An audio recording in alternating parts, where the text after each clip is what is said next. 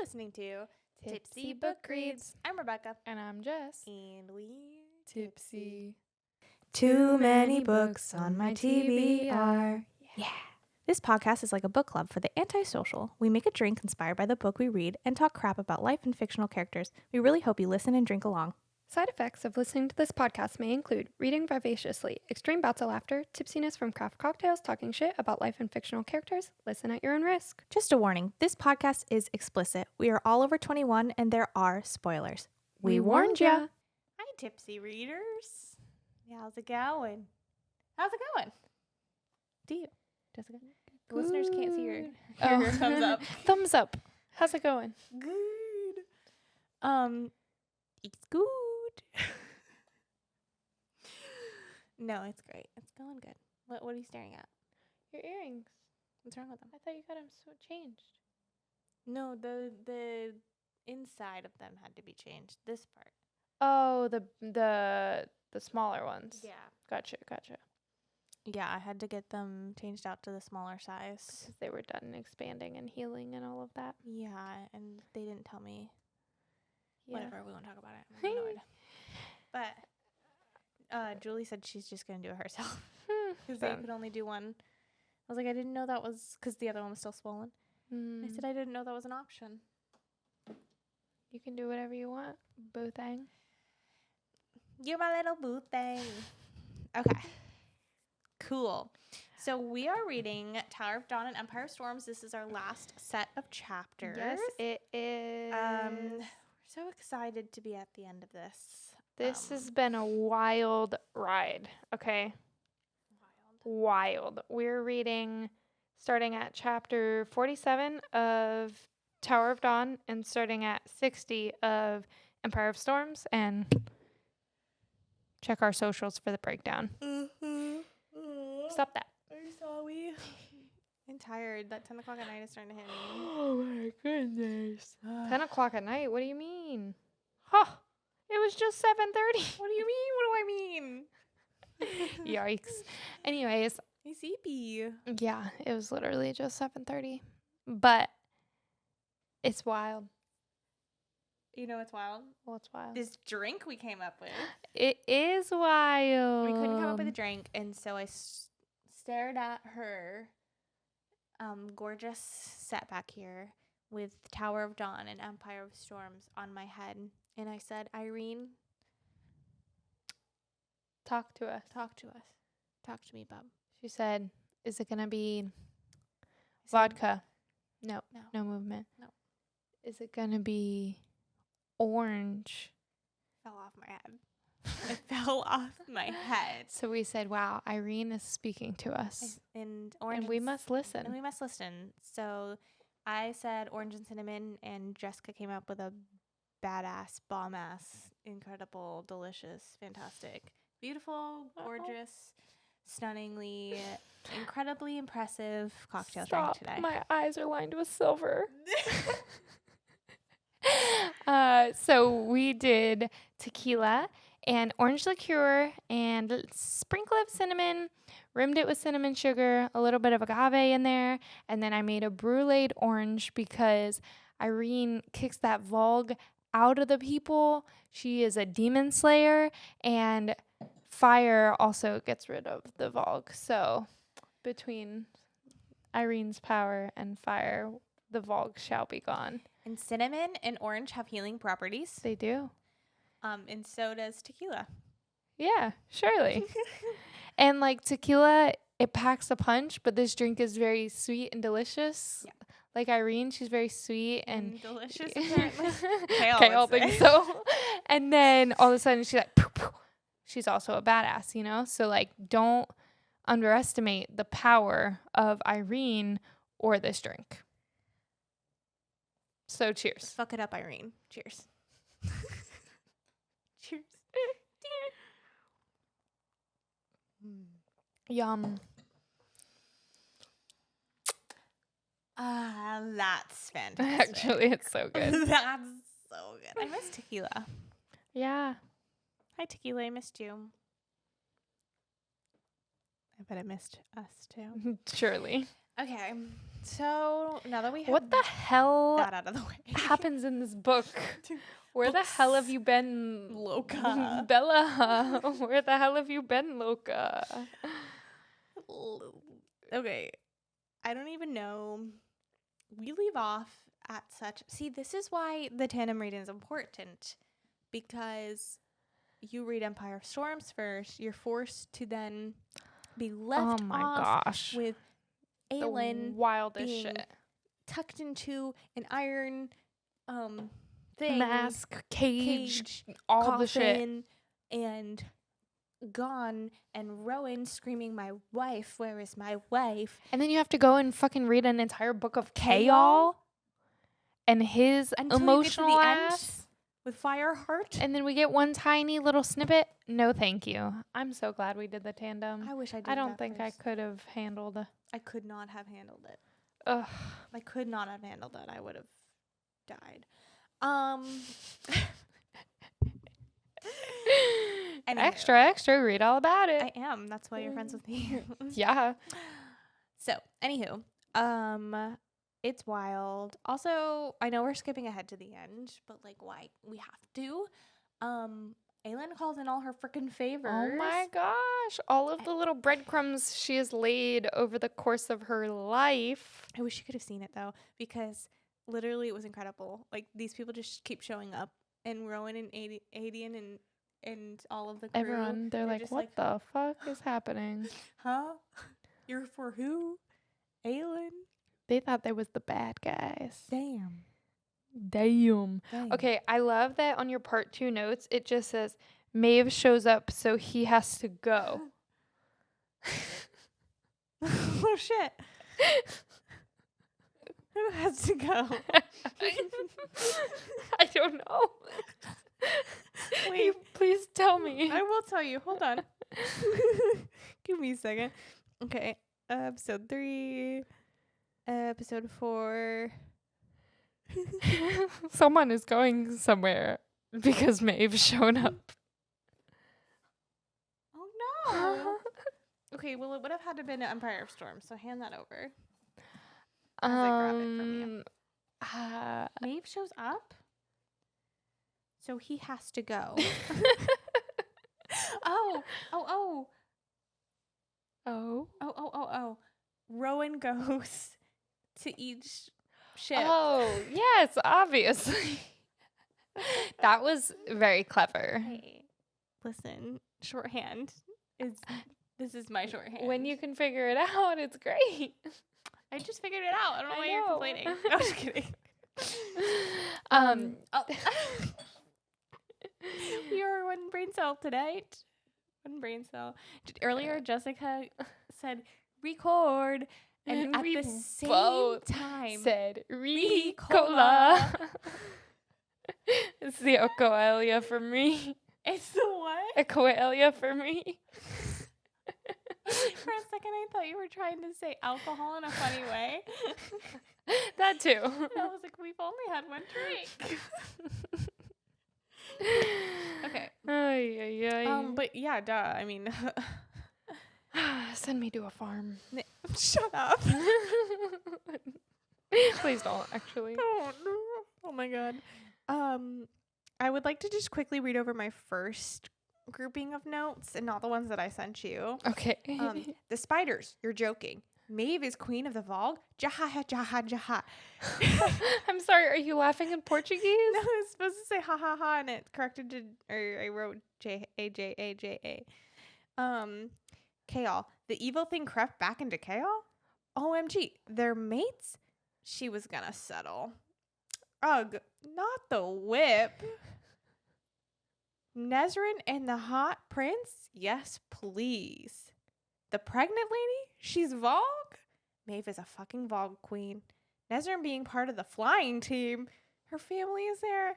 Sartok. The women I love. Chaol is the definition of a quick marriage. Sarah is something else, leaving that last chapter Fireheart and only giving us that little bit.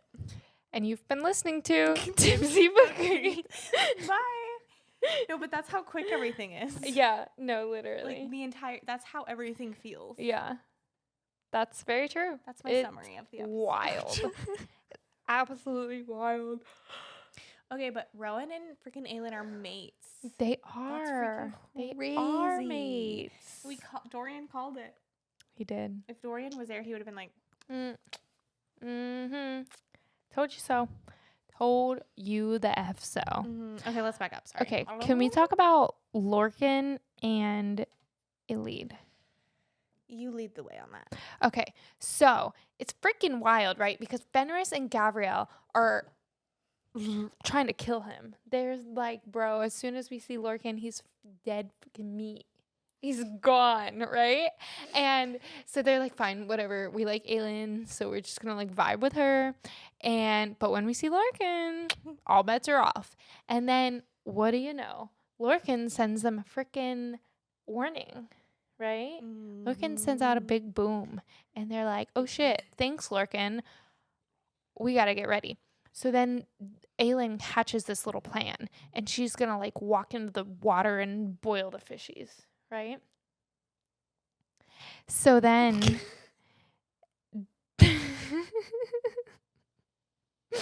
the fishies are going belly up.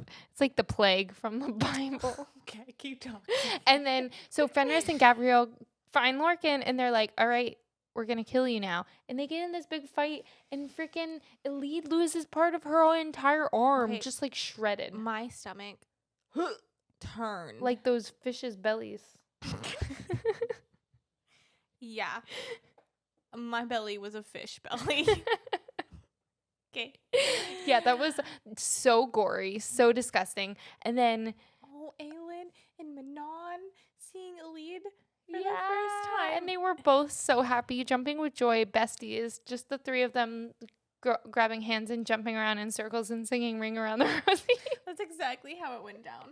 Exactly. Group hug. No, but honestly, I think it meant so much to Elide that I don't know why I have the giggles. Loopy. It meant so much to Elide that I think Aelin knew who she was. Mm-hmm. It's like she And know who also, I am. I think it was important for Aelin to see how much Elide meant to Manon. Yeah. And then that they both hate Lorcan. Yeah. But then Elide is jumping in trying to save Lorcan. Yeah, and that's how she gets the Yeah, gash on the arm. and then it was Fenris that did it, right? And he was like, "Oh shit, what have I done?" But Fenris oh my is gosh. just a little angel baby. I know, and they really couldn't help it but go after him. So then they call a truce because Aelin once again works her magic and is like, "Hold up, if we say this and do this, then we can have a timeout, ceasefire." So they do that, and that whole situation is crazy because Lorcan is like, I hate this fucking bitch, but also I like this girl and she loves this bitch. So I'm going to just hold off and like bide my time. That's exactly his thoughts. Yeah. There's a lot going on in Lorcan's mind. And it's funny because all these ancient fae fallen for these girls. It's kind of wild. Babies. Yeah. They're babies. Yeah. It Kind is of wild. weird. But it is what it is. And now the whole entire cadre is together, and there's a little bit of beef there, but they're rolling with it. Rolling on the river. Rolling. So yeah, and then they all go back to the boat, right? Yeah. For a second. I'm on a boat. Right. And this episode is brought to you by ADHD. and yeah, it's kind of crazy, but I love Elide, and I love that she's like, I don't know what I can do for my queen, but I'm gonna do whatever I can. And Aelin's like, just being you is enough. I just very love sweet. how much they love her. Right? Okay, so they have this mirror. Yeah. Mirror, Kinda mirror crazy. on the wall. Mirror on the wall. Dorian convinces Aelin and Manon Manon. to basically touch this mirror and find out what happens. He's like, I dare you to. I dare you to do it. Do it. You won't. It's like Bloody Mary, Bloody Mary, Bloody Mary. You won't. Why would you say it 3 times? Jessica. There's not a mirror here. It doesn't matter. Yes, we already it does. have bad luck. There has to be a mirror. Yes, but that's bad omen. Okay. Omen. Erase, Fix it. erase. not Bloody Mary. Now you said it 4 times. Good job. Okay. Okay. So, basically, they get sucked into a dimension and nobody knows where they are. And Dorian gets slapped. He gets slapped Understandably. into the next dimension. As he should. As he should, because it was his fault. They're like, you just sent our queens away. Queens, plural. That entire scene is so well written, though. Them going into the other dimension world and having to relive all of that. And Manon getting to see what's going on. And then Aelin really coming to the sense of what's happening. Yeah, and understanding so much, even So going much. back to, like, everything with Nehemia. Yeah. This orange is getting in my motherfucking way. I know, it's a limiter. Freaking limiter. It's like a filter. Anyways, so that was beautiful. All while Rowan is going ship to ship. Oh, he did that before. We already talked about that. Yeah, but it was still pretty anyways. cool. He hopped around and talked to his little cousins. He did. His little baby cousins. But yeah, so when Manon and them come back, they land on the beach and freaking Maeve is there. This Wretched. wild. And it's Lorcan's freaking fault. Lorcan was like, let me try to help. And he didn't. He was trying to save a lead. But he's fucking dumb. So this queen that he's literally blood oath to, that is trying to fucking get him killed because he went rogue, he's gonna call her for help. Why the fuck would she help you, my dude? You're stupid. For being so ancient, you're really stupid. He's lost his ever-loving mind. And freaking lets Maeve know right where they are. And she goes to... Not my car, I don't care. Yeah, that's fair. Who? Maeve goes to who? Maeve goes to the beach.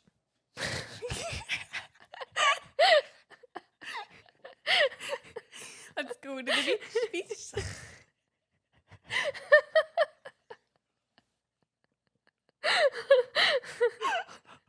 Beach day. Cereal. Okay. Also, but I think we've hit our limit on fucks. Okay. We've said it. You and I have said it so many times. Can we pause? Because this is my favorite. So I think we should go talk about Chaos dumbass and then come back. Okay. Let's talk about Nazarene and Sartek finding out that Maeve is a Valk queen. Oh my gosh. What a way to find that out.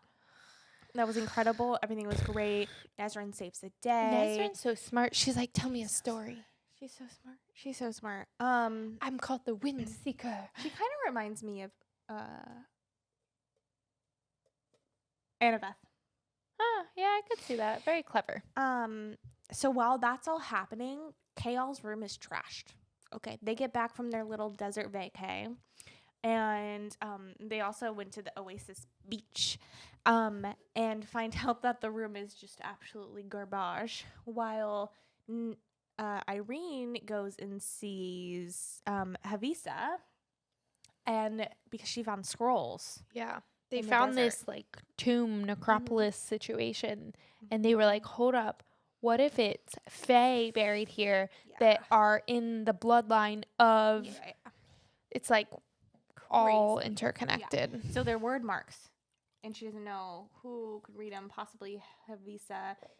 Chaol knows that Aelin can read them. But Aylin's not Aelin can't come to the phone right now. Why? Because she's dead. Not really. She's gone. Okay.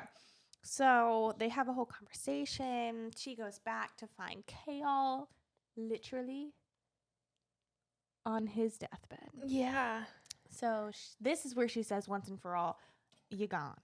I actually love this part because he goes on this emotional journey in the best way. And he comes to terms with everything he's done incorrectly, all of our gripes about him, everything that is like... What a great little arc he has. It's a beautiful arc. It's so well done, all while finding out that they can, in fact... Or Irene can, in fact, heal. Yeah, and say The Valk. begone thought. Yeah, or Valk. absolutely.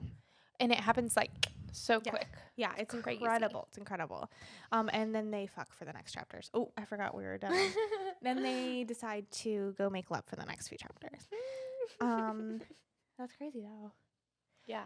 Backtracking to Nezrin and Sartak because they're incredible. So And they have Falcon in the pocket. yeah, but they get out of there and then they go back and tell everyone what happened. However, last episode you asked about like what were these other little side groupings or whatever. Yeah. They're like clans. We're back. We're back. We just had a little baby duty. It's all good. Not duty as in we just needed a minute. So we were talking about the clans, the different so it's written in there as that. So I wonder if it's like maybe a little Scottish, you know? Yeah. I guess I just don't understand. That's fair. I didn't either. But yeah. So they go into this meeting, Sartak and Nezrin, to present to them what is going on. And being like, hey, we need the help. Yeah. So while this is happening, back with Kaol and Irene, has Havisa missing in action. Yikes.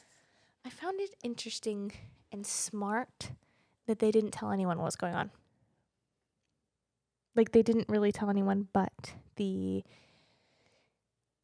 person in the library or whatever. Oh, yeah. That she was missing and, like, sound the alarms. Right. But quietly. It was, yeah, exactly. They didn't tell her to do it. Oh, right. It was very clever. Yeah. So, yeah.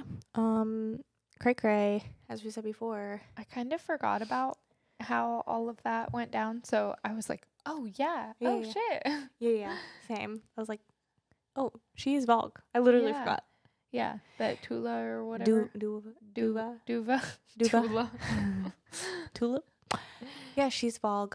But beautiful ending because Nezrin was able to save her. Yeah. And then everyone was there to witness it and be like, oh, shit. So we do need to help. Mm-hmm. Let's get on this boat right now. Yeah, this affects us as well. Yeah. The Volg's already there. And then Irene being willing to pay a price without even knowing what it was in order to save Kaol. Oh, yeah, they're tethered for life. Yeah, yikes. Yikes, especially with a war coming. Yeah. Yeah, that's rough. Ugh, that's so rough. But true love. Yeah, but then they're both like, who was like, you can't go to war then? And they were both like, no, we have to. I don't remember. Was it Caution? Maybe. It was one of the siblings. Yeah. But. And they're like, haha, joke's on you. We're going to war. We're going to war. But, yeah, that was pretty much, what a crazy journey. Yeah. What a crazy thing. I loved how everything overlapped. I mean, we get the battle, and then we get Kaol finding out about the battle, like, immediately. Like, it was. That's true. So good. That's true. And jumping back over to Maeve on a beach. Oh my gosh, that scene is literally the most intense scene. Probably one of the most intense scenes of this whole series.